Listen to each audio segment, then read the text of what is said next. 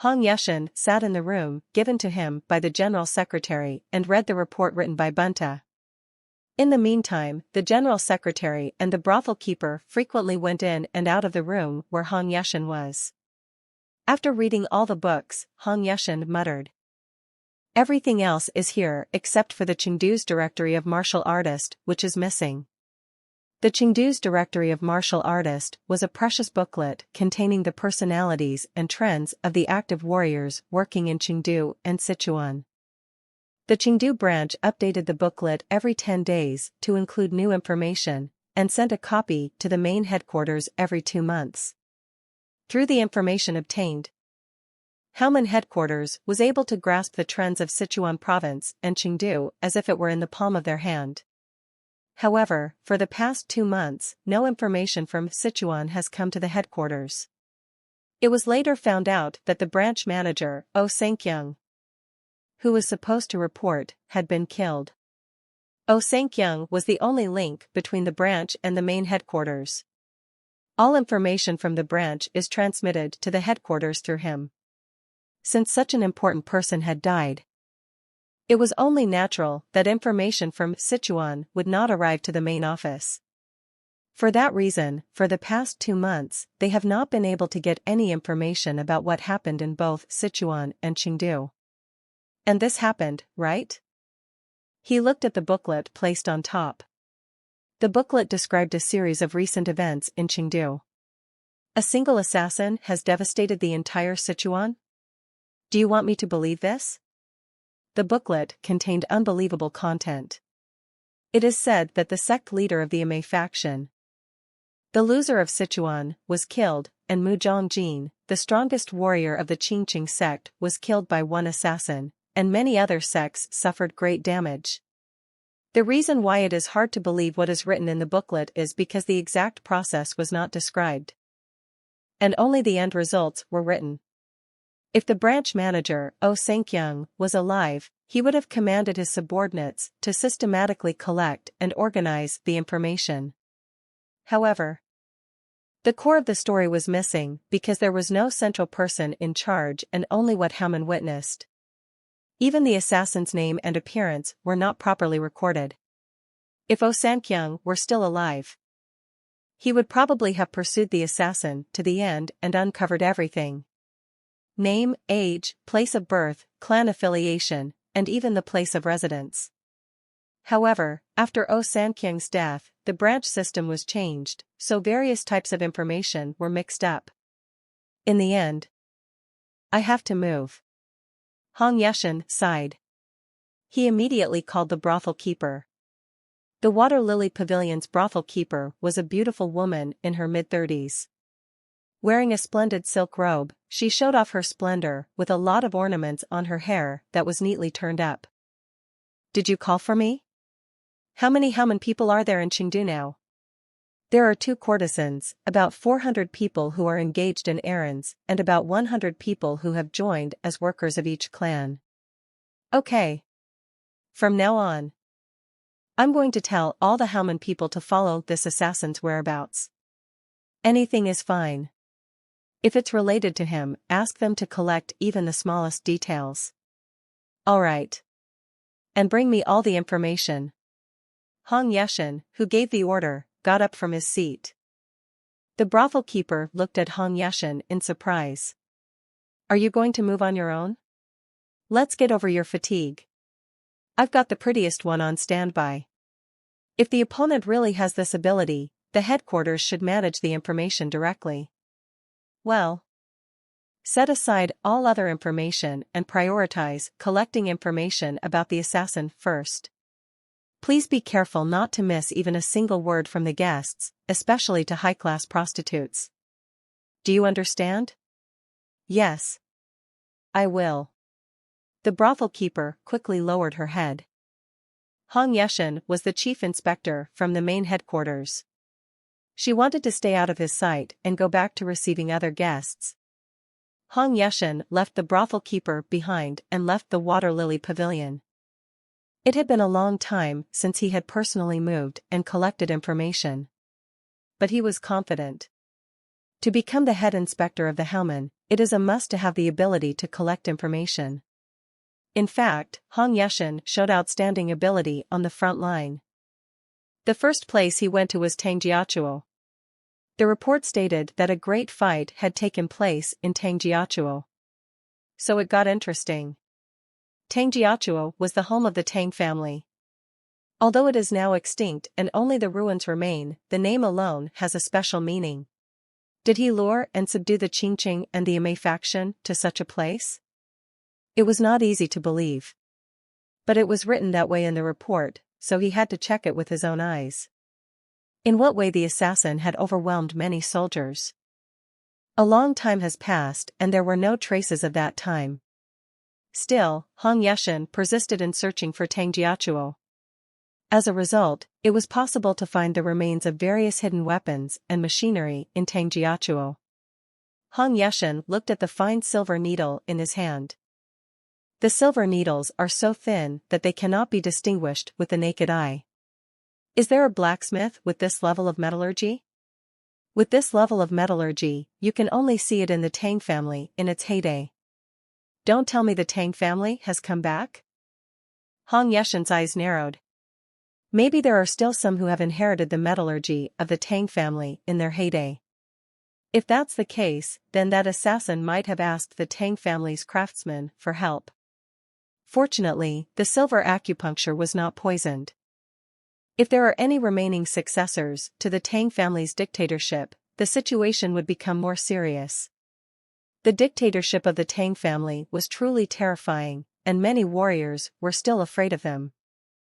It was because of their dictatorship that many people were reluctant to mention their name even though it had been a long time since the Tang family was wiped out. Hong Yeshan got up. First, we need to find the craftsman who made this silver needle. He must know the whereabouts of the assassin. Hong Yeshan hastily returned to the Water Lily Pavilion. He thought it was an old artisan who made hidden weapons and machinery. It is because the skill of a craftsman increases as much as the years he had lived and as much as the time he had spent hammering in iron.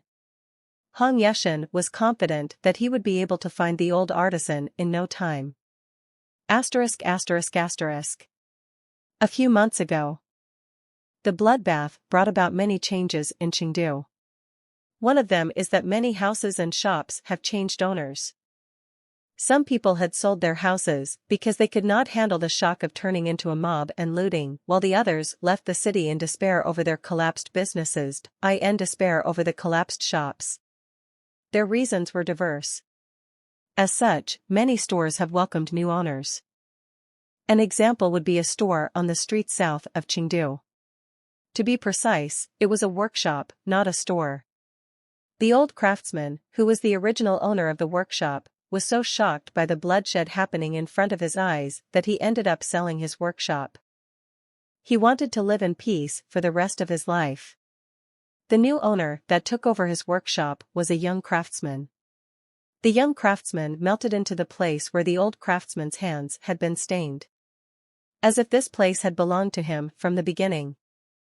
The young craftsman was immersed in his final work. Kong kong. The red-hot iron was changing shape every time he struck the hammer.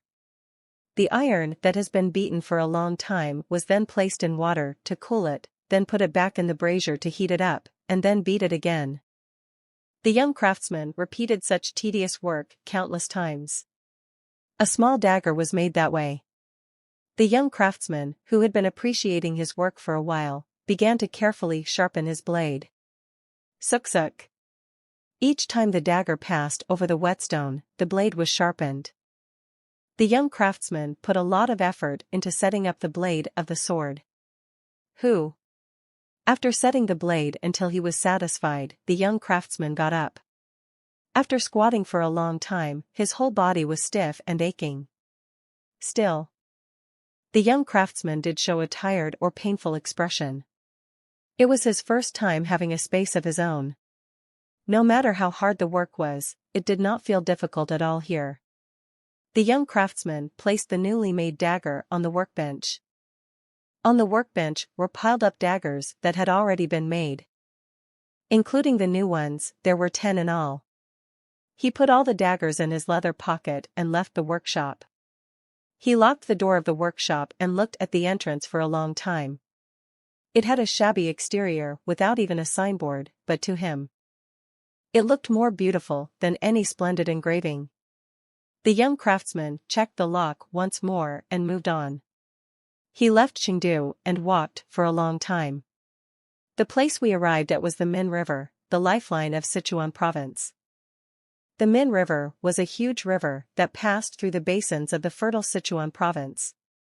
The fertile land was maintained as sediment from the upstream was supplied to the basin along the Min River. Thanks to this, farmers always have a bountiful harvest.